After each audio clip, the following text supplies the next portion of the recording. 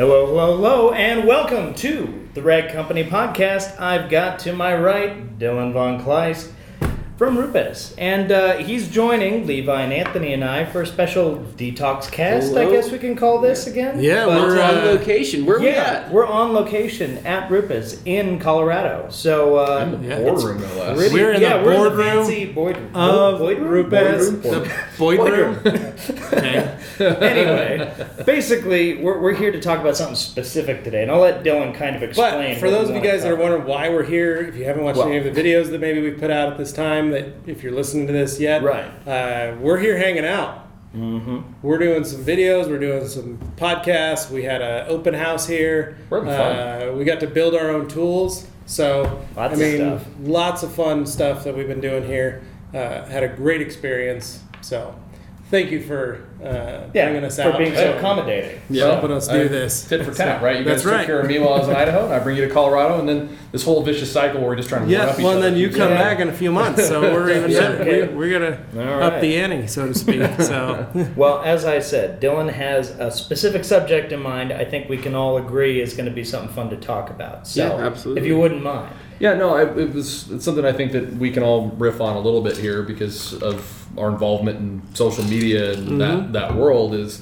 I want to kind of cover two key words, which is, perception, what you perceive the world through the lens of, social media, and then context. And they're a little bit linked.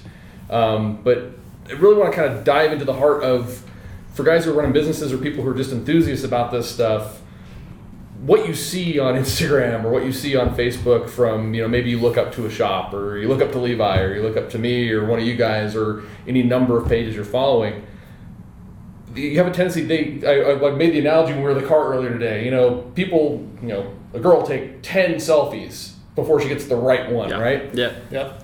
As detailers, we're not that different, right? You're taking 10 shots of the car. You're not going to post the one where that one defect you didn't get out shows, right? Yeah. You're going to choose the shot where the car looks like absolute perfection personified because everybody wants to, it's your pretend life online, right? You want to, and there's nothing wrong. You put your best foot forward. Obviously, I spend time stressing over the stuff that goes to the RUPES USA channels in terms of images and the text that's put out and stuff like that. You just want to put your best foot forward. But the perception to people looking at that is going to be like, well, it's always, man, this guy, I want to be like his shot. Because all he does is Lamborghinis and Ferraris all day and Porsches, and he's doing $5,000 corrections and coatings. Like, that's not reality. I mean, there are probably guys doing that. It's not everybody. And that guy might be doing 5 Priuses for every one Ferrari that rolls through, right? Well, and there's not even detailers that are doing that. There are normal human beings that will create their own Instagram to be absolutely perfect. Mm-hmm.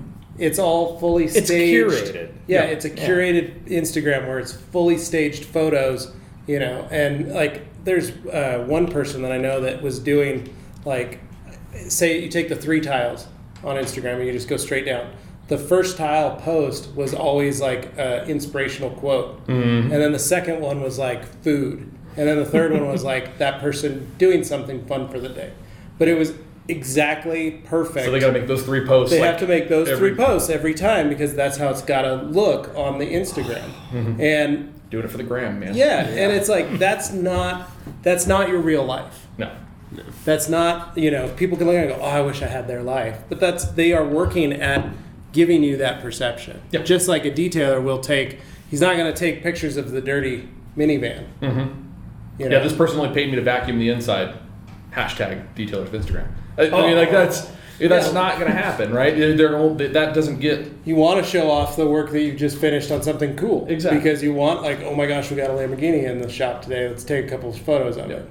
Yeah, and I mean, this kind of popped into my head because I actually got a direct message from somebody that was asking a question. They had like a technical question, but on top of it, then as we were kind of bouncing messages back and forth, the guy says, like, man, you've got it so good. You work at RUPES. And I'm like, yeah, I'd agree with that. I love what I do. He's like, you get to travel and you get to just basically talk detailing all the time, and you're on videos and podcasts and you get to this. And I'm like, well, yeah, that's the stuff I post. I'm not like, working on spreadsheets for the 2018 budget, taking a picture of an Excel file. I mean, you should start doing that. What are you talking about? That I will start the most boring Instagram page ever, and it's like the actual things that I do instead of the things that are cool to share. No, that's us too. I had to explain to him, like, he's like, and then he had questions about, like, how do you get to that point? And his perception perception again was it was like, okay, detail cars, make yourself popular by posting cool stuff. Someday a company will hire you, and then you just keep doing that. You just detail cars and post pictures. I'm like, no, it's not the reality. Like, I have responsibilities, I have budgets, I have people I'm responsible for. There's all kinds of really mundane and boring details that happen day to day. And then I get to do a podcast, and I'm like, so I'll be like, ooh, pictures of this, but that's his perception, and to kind of it almost like popped his balloon, like because he was like, really, like, man, That's not a real that's thing. a downer. He was like totally disappointed that it wasn't working just on like his career path. Yeah, I was like, man, that's what I'm going to do for a living, and so and that kind of leads me into my context bit, and it's if you look at the world that way and you understand that things are the perfect word for it's curated. Instagram pages are curated to a point, some more than others. Apply context, so if you understand that this is the best of the best, this is the highlight reel, right? I mean, you're not posting like if you freaking flip your Grom one of these days, you're not going to be like, look at how scratched up it is. Like, funny part, that would probably get a lot of hits. People would be like, because some people find, like, as sick as it is as well, some people find enjoyment in misfortune, right? Yeah. And that sometimes works great for videos, right? Seeing, like, nobody likes to watch crash. I mean, nobody wants to see a crash in real life, but if you see a crash video and you're like, look how bad this is, you're going to say, oh, I want to see what happens. And watch it 10 times. Yeah, you watch it, and then you send this to my friend, look how bad this is. That guy died. Yeah. Just a gift going back and forth, reverse. I mean, but I know what you mean, though. When it comes to really, like, reality and what people are wanting to put out there, I mean, they don't want to put when times are rough. They don't want to say, I mean, there's certain people that do, but for people that really take pride in and the nicer things, right, and want to post all this nice stuff, if something bad happens, they're going to say, oh, well, I don't want to, that's not a time I want to post this picture, or that's not a detail job, that went great, I burned through the clear, I don't think I should post this, because not only is this not going to be good for business, but other people are going to see this and judge me, right? Yep. And that's kind of how it works. Now, on your point, what's crazy about Instagram and social media in general is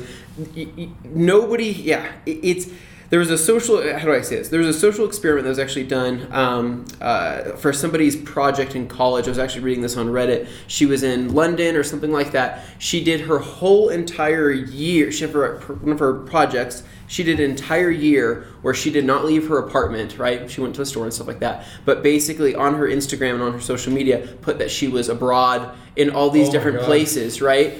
And she photoshopped these pictures, right? She did it to where anybody else can do it, and everybody believed that she was in these places. You're here, you're here, you're here, you're here. And really, she was just taking pictures in her apartment with different backdrops, and she was, going to just the local coffee shop down the road and taking pictures of espresso, saying she was in certain parts of the world, and people believed that. And that was her whole project. And then she submitted as her college, one of her major college projects, and she, I think she passed on it. But that's genius. I'd pass her for that. That's awesome. But it just and shows. Now my green screen really bad though. It just shows how much people believe. And I mean, if that's all you're seeing, that's all you're seeing, and people are going to interact with that and say, "Oh, go check out this place," or "Oh, you're here, go check out this place," and she could say, "Yeah, totally." Google Maps. Okay, that's here. Yeah, right now I'm at that church across the street. I'm going to head there after.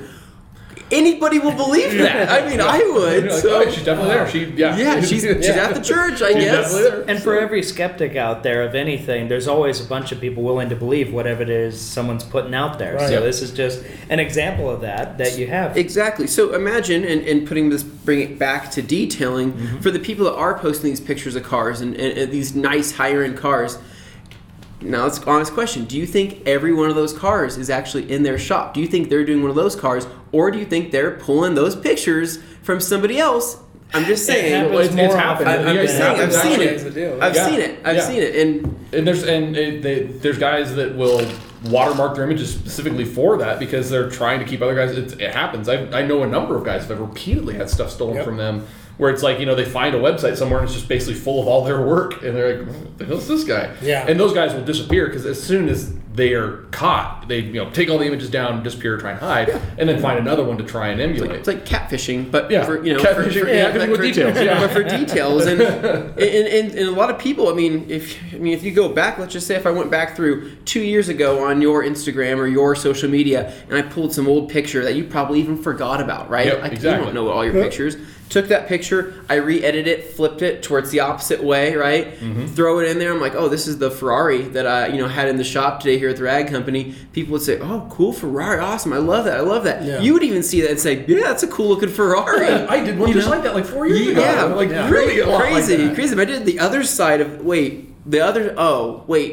now yeah. And so people get really hung up on that, and I mean, I know a lot of people that we talk to as detailers, especially ones that are starting off, and Levi was talking about this earlier. Yep. People that are doing dealership cars and they want to start doing higher end cars, and they want to be like everybody else they see right on Instagram. They want to they are trying, but they haven't been trying very long. Yeah, and they don't understand that it takes years to build up that level. Yeah. And it also depends on your area. We live in Boise, Idaho. There is not that many high-end cars in where we live. So I'm always going to get the silver Subaru. I'm always going to get the minivan. I'm always going to get the Suburban. Everybody hates detailing those cars. But again, we're in the job. Our job is to clean dirty cars. So some detailers seem to forget, man, I just wish I could do some clean cars. That's not your job. No. Your job is to clean dirty cars, and that's what you do clean. But you have to build you've got to build yourself. You've got to build your skills. You've got to market yourself. You've got to build that reputation until you can get to that point to where you can get those cars. I would get a car, but I wouldn't get, a crazy high-end car. I'd get a brand new Escalade. And that was a very expensive detail on that one for us. And I was like, but it was an ESV, a very large Suburban, basically. But we were getting, we were able to do a coating, we were able to do correction, we were able to do all this stuff on it and get the money we wanted out of it. But it wasn't a Lamborghini, it wasn't a Ferrari, it wasn't anything like that. I had a customer that brought in a new 911 Turbo, same thing. And we're like, wow, this is great. And he's like, yeah, I just need a quick just a one step and vacuum the interior on it. That's all he ever wanted on it. Okay. Don't go crazy. That's fine. A fancy car doesn't. It's good marketing fodder. But if the guy doesn't want services, what's better? The Escalade that's going to give you a couple grand, or the Porsche owner who's going to give you a couple hundred? Yeah, exactly. And the minivans would make. And all the money's green. It folds. Yeah. So it doesn't really matter what kind of car they drive if they're paying. If you're an honest business person. No, and I'll even make the analogy. It's you cater to your market. So like you're saying, there's not a lot of high-end cars in Boise to pick from, right? Well, sure, if you're in Beverly Hills, there's Bugattis and Ferraris and everything's rolling around, so you can be a detailer in Beverly Hills and do a lot of that. Yeah. You can be one of a lot of guys, because everybody wants to do that, right? Yeah. Or it's not that much different here. We have some nice cars here around the Denver, Boulder area, but not a ton. There's a lot more common cars. Yeah. I'm not going to go to the Antarctic and open an ice cream shop. Yeah. Okay? You're not? No, nobody's buying ice cream there, right? It's just stupid enough to work. Yeah, You'd be the only one you'd corner the market. But you know what I mean? Snow cone Jack. He's just putting syrup on snow. One of these days, we're gonna get a customer. But you cater to the market that you're in. So if you opened your shop in an area where there's not a lot of high-end cars, it's fine to aspire to capture the few high-end cars that are in that market. But if 90% of the market is very pedestrian, normal cars, cater your services, cater your marketing to those people, because that's where you're going to make money. And don't be upset that it's not happening. The last time I checked, there is no contest on Instagram to see who can post the most exotic cars. Yep. Nor has Instagram started paying out cash prizes for more exotic car pictures. It's you're running a business. Yeah. You detail for yourself to provide for yourself if you're a professional. You're not detailing to impress other detailers. Yeah, the other detailers are they're not gonna pay your bills. They're not gonna cover your mortgage. They're not gonna pay your groceries. One funny thing I've seen is so Instagram, when it first came out years and years ago, if you were to post a high-end exotic car, right, that would be a pretty ooh-ah thing, right? And that was before all these hashtags had been built out with such an arsenal of pictures, right? But now, depending on who I'm following, depending on what I'm searching for, I could find millions of exotic car pictures, right? So when I see an exotic car and it's somebody that I know that's working on, I say, oh, that's pretty cool that they're working on that, right? But if I see any other person that I maybe don't know, or all these other thousands of detailers we have as friends on Instagram or Facebook, I just kind of scroll past it, right? You're a little jaded. I'm just jaded by it, but when I see a car, right, it could be any car in the world. It could be an Escalade, it could be a mom's minivan, but I see like maybe a shot of really good gloss, or if I see a video where I'm seeing a really good, shot of that, and I really see a good correction or something done, I think, wow, that's more impressive to me than seeing any of these high-end cars. I mean, the fact that, because we see people all the time that say, "What did you use on that minivan?" Like, or what did you use on that thing? Because it looks like that nicer than it has any right that to be. looks that good, and I mean, that's kind of where we're at now. So if you feel bad about posting pictures of these Escalades or these little Corollas or whatever they are, don't feel bad. If the job's that good, I mean, if you did that good of a job, post it up, show it off, and people will still be more impressed that way than seeing a static picture of a Ferrari with And again, the key is you need to sell your services to your customers. Mm-hmm. So you need to take pictures of what you do. You're selling results. It's a results-based business. Yeah. People are paying for a result. They're not paying for, I use this product. Nobody is booking jobs because they use Rag Company towels or because they buy a RUPES polisher. No. They're booking them because of the results that they can get with those things. So show the customers the results. I'm going to go on a tangent. Go for it. Cut you off. I get really flattered, and I don't know if you guys get these requests, but you guys I want to put your logo on my shirts, my staff shirts. Yep. Years ago, I emailed you about it. Yeah, and I'm like, that's cool. But I always send the reply with, you can do that. Here's a copy of the logo file, and our rules are generally like, you can't make it look like you are a RUPES employee. So it's like one of many logos, or it's a small, whatever it is, right? I always ask the question, why? Yeah. Well, I really love your stuff. You guys, you're a big part of my business. I want to represent, what I do, and I want my customers to know that I use the best tools. And I have to reply back, like, to be perfectly honest, your customers don't know who the hell we are. Yeah, they don't. Yeah. Your customers coming to you because they don't know about us. Because if they did, they would have bought the tool and done it themselves, right? Yeah. Right. So represent yourself. I mean, I'm flattered that you want to put us on there, and please do, but put it in a way that you're just doing it because you're a fan of the brand, not to try and sell jobs, because your brand is the one that should be up front and center. Your brand is the one that you should be selling to your customers. Yep. Putting RUPES on anything, putting Rag Company on anything is not going to result in any more business for you at all. And it actually may detract, because we've got strong brand imagery. You guys have very strong brand imagery. If your shop logo isn't a super strong brand, it's going to get lost in that washout. Sure, And so you've actually done yourself a disservice by putting all those on there, because people don't know who you are. Yeah, and we're actually pretty what's the word I'm trying selective. We're very selective on who we give our logo out. We have to know them personally. Mm-hmm.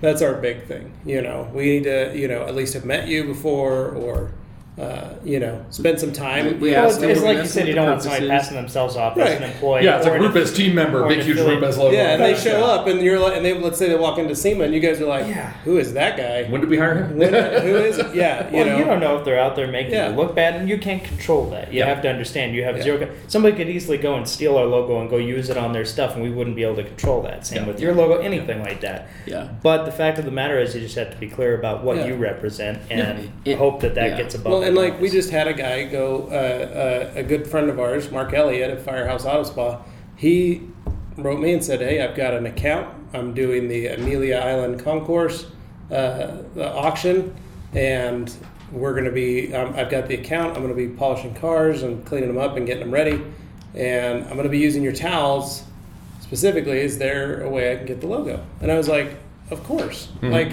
we've spent a ton of time with Mark. Mark wears a hat of ours.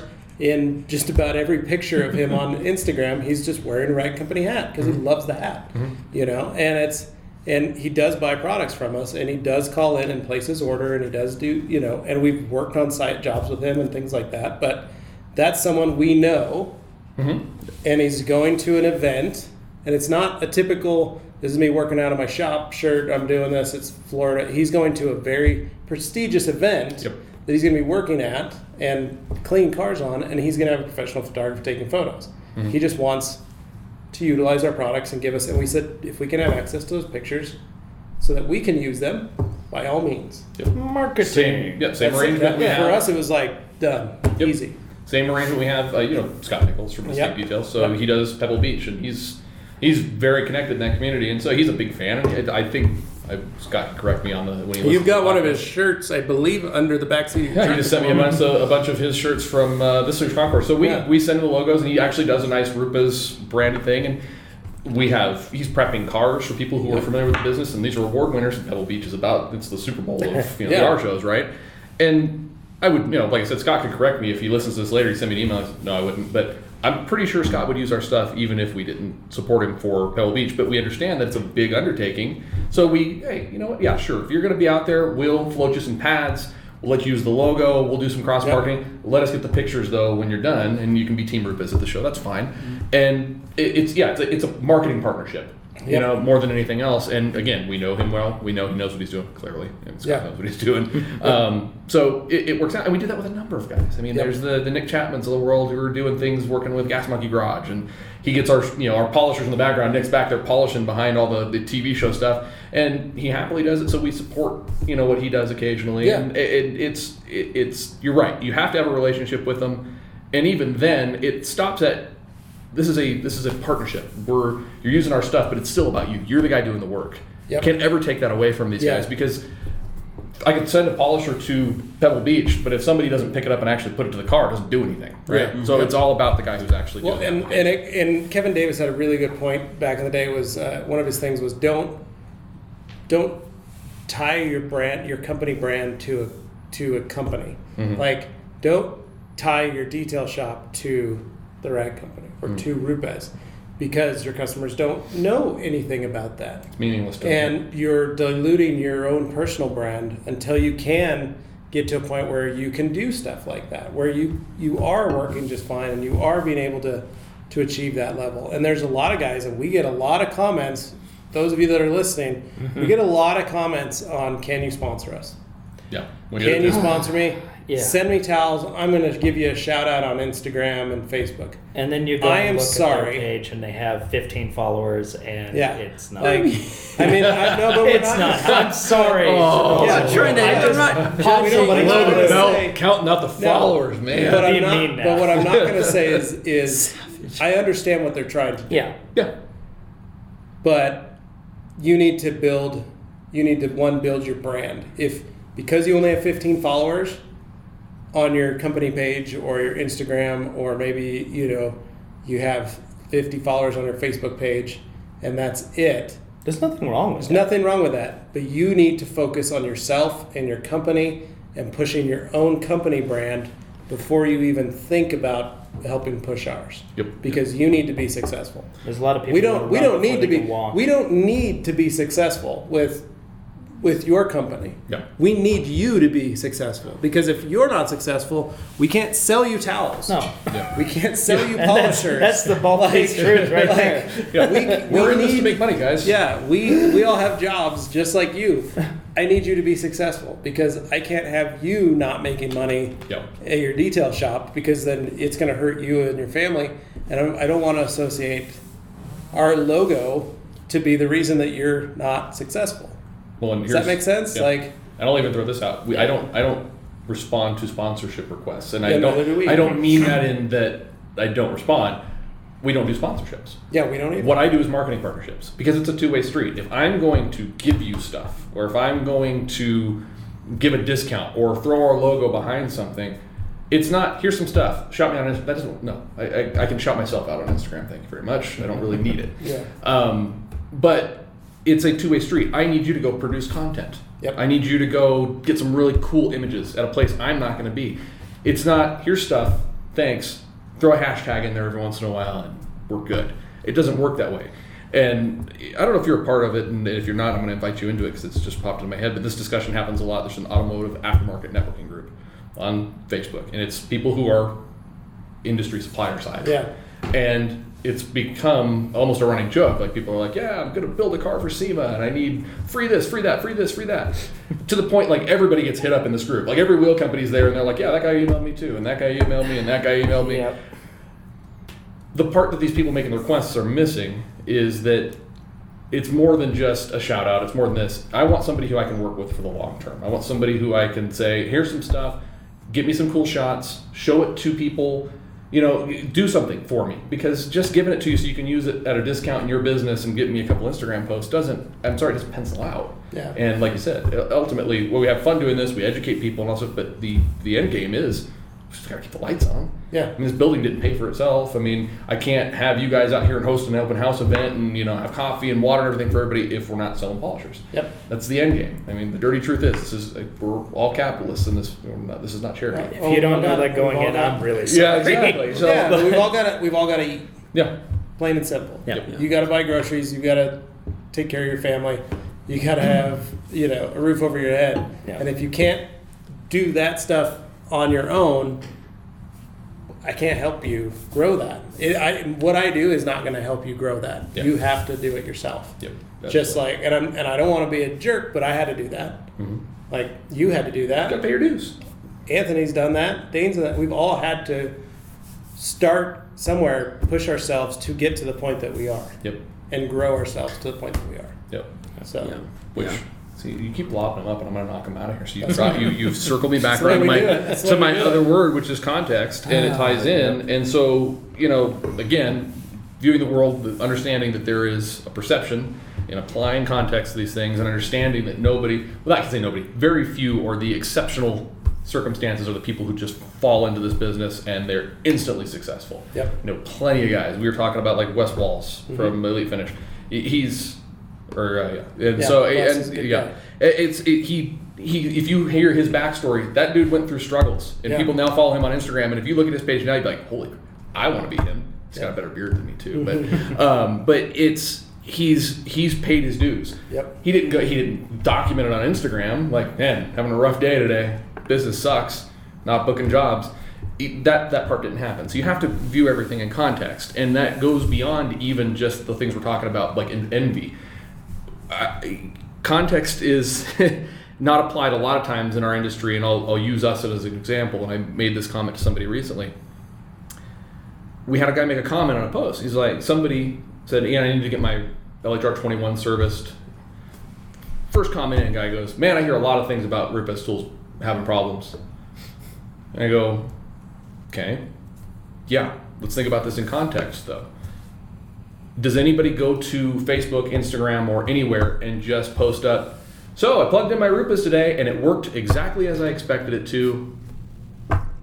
We're good. We're good. I mean, like, it doesn't happen, right? Well, it's Life's the good. minivan of... Yeah, exactly. It's the minivan. Nobody's going, yeah. I did a minivan today. No, it's so put that into context. So of course, yes, you're gonna hear more about failures. I guarantee you could search any product. I'm putting us on a stick right now. I'm kind of putting us out there, but any product, you're not gonna hear, other than there's the rave reviews where I just love this thing, or I just got it, or the I need to get it fixed, or I'm having a problem with it, right? So there's context for you. Also consider in scale, right? If there are tens or hundreds of thousands of something in a marketplace and you hear 100 complaints, what's that as a percentage, right? Right. So context, people. If every Instagram page you follow is posting Lamborghinis, it's context, guys. That's the where it is and what it is context. So you have to think about it in those terms. The same way you would think about complaints about a product. I'm not saying complaints are not valid. If there's a pattern of everybody's like, man, yeah, I had that same problem, and I had that same problem, and I had that same problem, and that's the only thing you ever hear,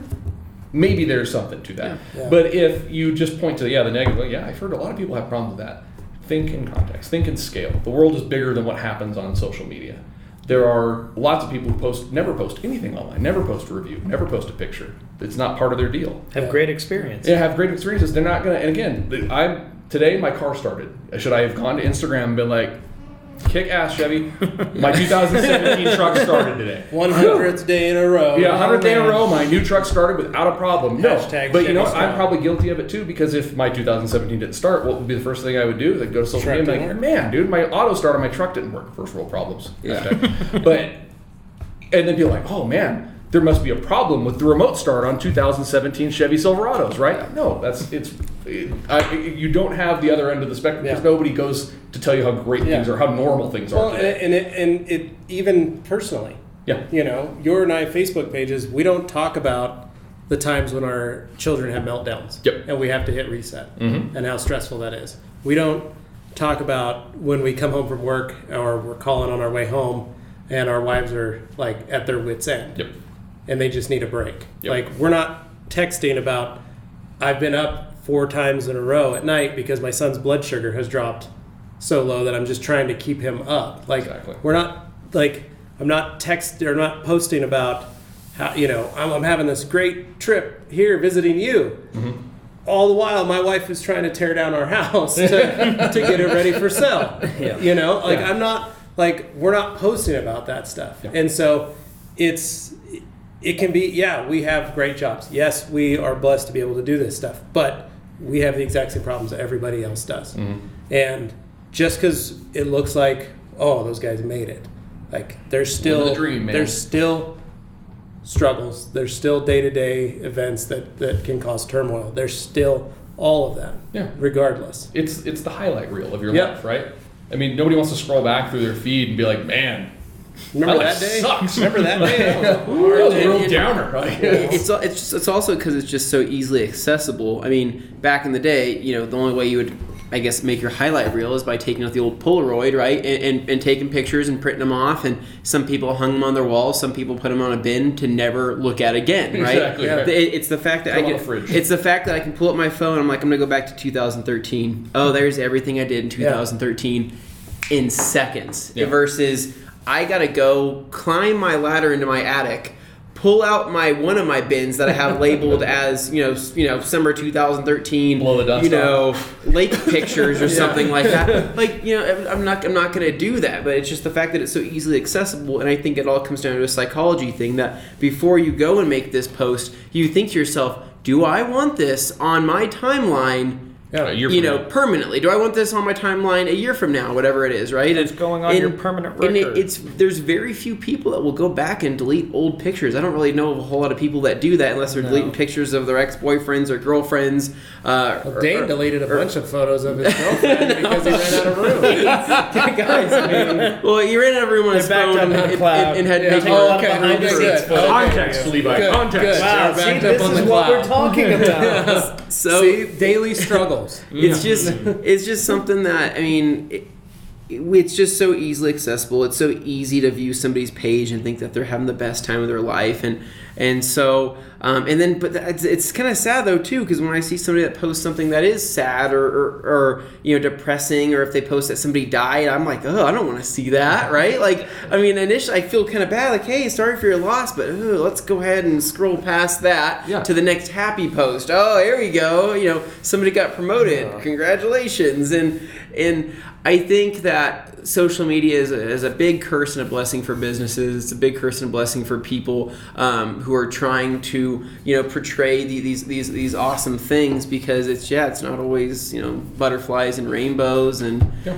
Well, and the algorithms make sure you're seeing what you want to see more so than Absolutely. in the past. Yeah. And now you get these echo chambers. You hear that plenty. But, Yeah. I mean, that's the reality that we live in. So you just have to understand contextually that's not reality. Yeah.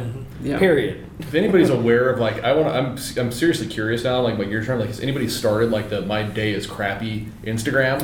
And everything on it is just how their day is Just going sideways. Ben Stiller is running that, you know what I mean? There's that one Instagram that's kids are the worst. Yeah, And yeah. it's the one parents send in of just stuff that their kids have destroyed, or their kids are acting bad in public, or any of that.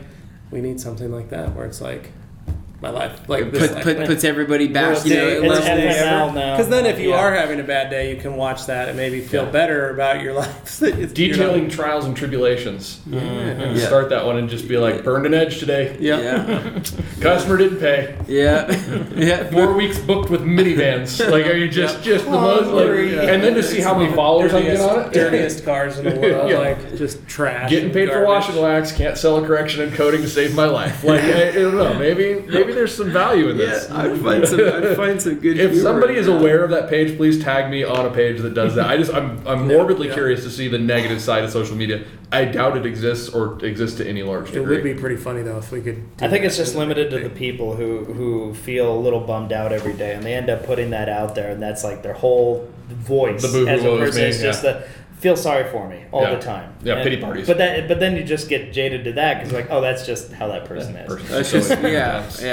And then that guy dies, and then you wonder, maybe I should have given him some attention. I should be laughing about that. Should have paid closer attention. Inside joke. That's horrible. But no, it's just as Dylan says, it's just all in context. And And it's hard for when people, I mean, like, you know, especially being a young person, no, I'm not saying I'm a young person, but being a young person, like say in your teens right now, right? If you're in high school, if you're listening to this, or you're in your early 20s and you're always comparing your success to other people or all these people that are growing up faster than you. And I mean, like, back when I was in high school, I barely even knew how to dress. You know, I was wearing shoes that I was like, I don't know what I'm doing. My hair was weird looking, you know. And now I'm seeing people in high school that look like models in their 30s, and I'm thinking, like, why are you growing up so fast? Like, why, you know, because they're comparing themselves to what they're seeing, you know, constantly. You're and becoming an old man right before our eyes. Yeah, you're aging. But at the same time, though, I've lived the life. I was, you know, young, you know, still young, to where I was able to kind of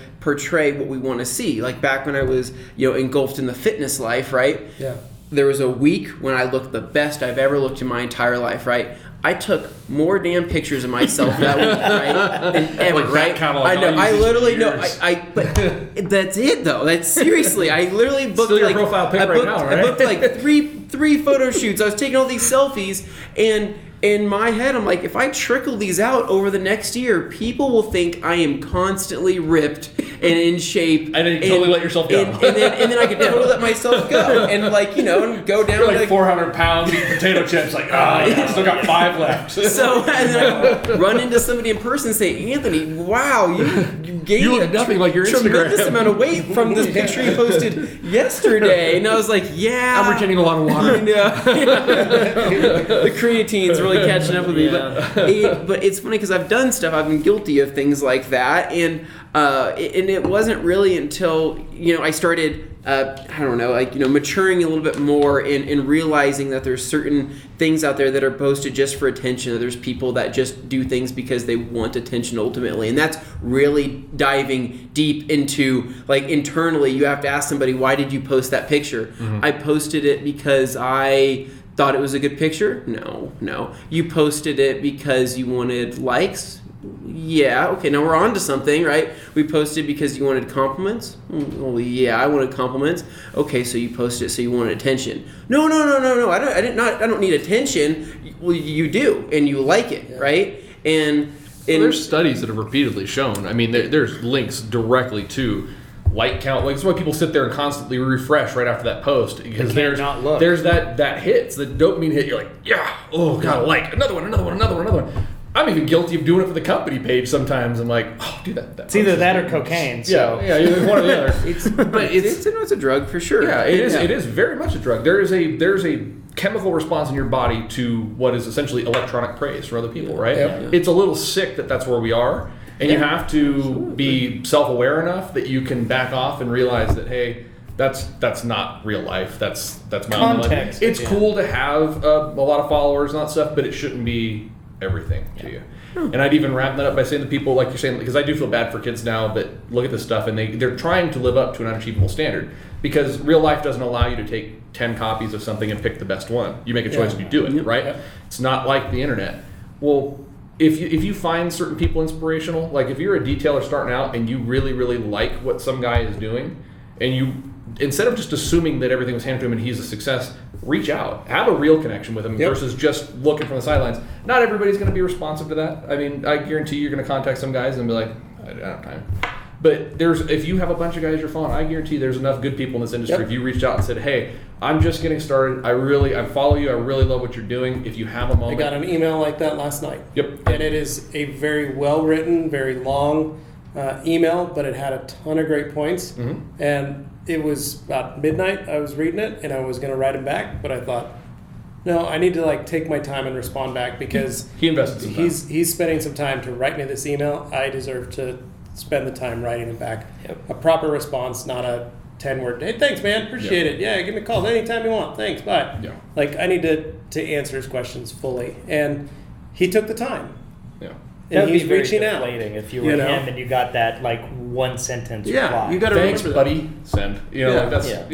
And I'm guilty of that to other things, but it's usually someone that I'm already in a text conversation with, and so I do that. Yeah. But usually, I'm the one that'll reach out when people send in questions or have problems, and they'll send an email, I'd rather call them, one, to build that connection with that person, but also things get lost. Yeah. When The you dialogue type is something. better because then you can get that context from each other because you can shape stuff as it goes rather than one wall reply, keep going back. Plus, I and feel forth like, and that you kind know, of- with those of us that have a larger social media profile with more friends, you get lost. You don't know. And so if you can make that personal connection with somebody, whether it be just a phone call, whether it can be, you know, sending that email to ask, you know, hey, here's what I need help with. And you're better at that than a lot of people. Making yourself available to that person, like, that goes over better in the memory point in your brain of knowing who that person is. So if you do run into them at SEMA, Mobile Tech, you know, a certain event that, you know, that our companies are at, you're able to go, hey man, how's it going? How you been? What have you been up to? You know, instead of just, hey, how's it going? We've been chatting like crazy. And you're like, I don't know who you are. I'm so sorry. Like, it's awkward. I'm sorry. It's awkward. Yeah, no, very. But even take it back to your life, the point about kids. I mean, if you're a teenage girl following Kylie Jenner and reach out to her, I doubt you're going to get a very realistic response, right? No, and probably not. It's probably not even Kylie Jenner. I mean, like, assistant. Yeah, but if there is somebody that's an unrealistic person to reach out to, but if there are people that you look up to in any walk of life, Sure. reach out to them and make a real connection outside of the social media world and get the backstory, get some context. You can throw that in there, but there's always a lot going on in the background. And, you know, I get a platform. You're talking about our situations as special needs parents. I get a platform where I can talk about that stuff when I want to. So I've connected with people through that. But that has gone even deeper. I've had a number of people reach out doing charity car shows. And they're like, you know, hey, we got this stuff up and we're doing a car show. Just thought you'd like to know it's in support of autism awareness. I'm like, dude, that's awesome. You know, send me some pictures. I'd love to, you know, I'll shout you out on my social media. There's a deeper connection that can be had beyond the social media. Like, ooh, that guy's cool. Yeah. Like, or I identify with what he's saying. I mean, you can have those connections. I'm not saying that I'm going to respond to every message I get. 'Cause, frankly, I couldn't possibly. But if you want to have a real conversation, you reach out to me and take the time to write a nice email like that. When I have the time, I will sit down and I respond to a lot of those, especially if there's some depth to it. If it's like, hey, you know, where can I get the best deal on a polisher? By the way, I really like what you do. Like, cool, thanks, man. Thanks, and here's the distributor locator. But if you want to have a real conversation about, like, hey, I've been, you know, watched a lot of podcasts and videos with you, and I've kind of been following what you've been doing over the years, and like, I want to model my business after you. Can you give me some pointers? That I will sit down and I will type out a mean email in response to that, because I would have died for that kind of input from somebody back in the day. Oh yeah, me too. So no, I think all it's good good information. points. Yeah. No, I think unless you have anything left to add, it feels like we really tackled that. We put it all out there. I think we did. Had to get it off your chest. So Very cool. All right, guys. Well, I think that wraps up this Detox Cast episode. But, you know, we're always trying new things, and being on location is pretty cool. I feel like we might do some more, maybe do a little other stuff with the podcast. Something. But at any rate, till next time, this is us saying goodbye. See ya. See you guys.